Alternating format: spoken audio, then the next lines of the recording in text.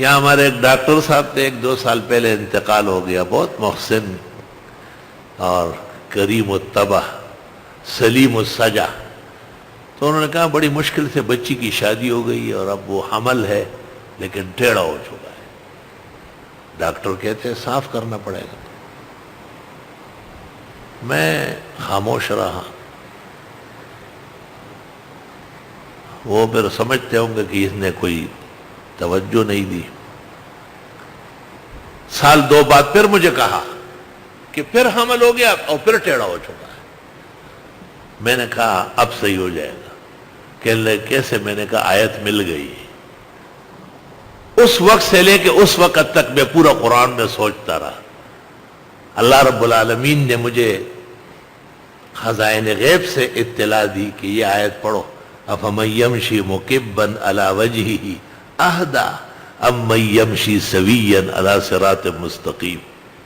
اور خاص طریقے سے پڑھ کر اور لکھ کر کے اس کو دے دیا. وہ بچہ گزشتہ سال محمد انور شاہ کے ساتھ فاضل ہو گیا یہاں سے.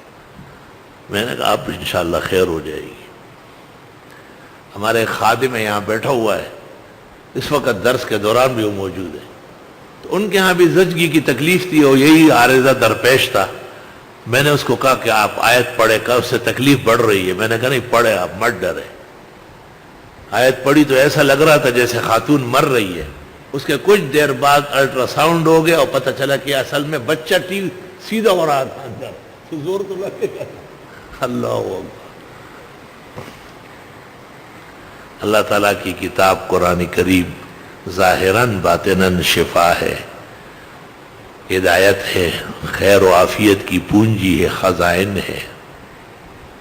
تو فاتحہ کا ایک نام شفا بھی ہے، شافیہ بھی ہے، کافیہ بھی ہے، دعا بھی ہے، تساؤل بھی ہے، صلاۃ بھی ہے.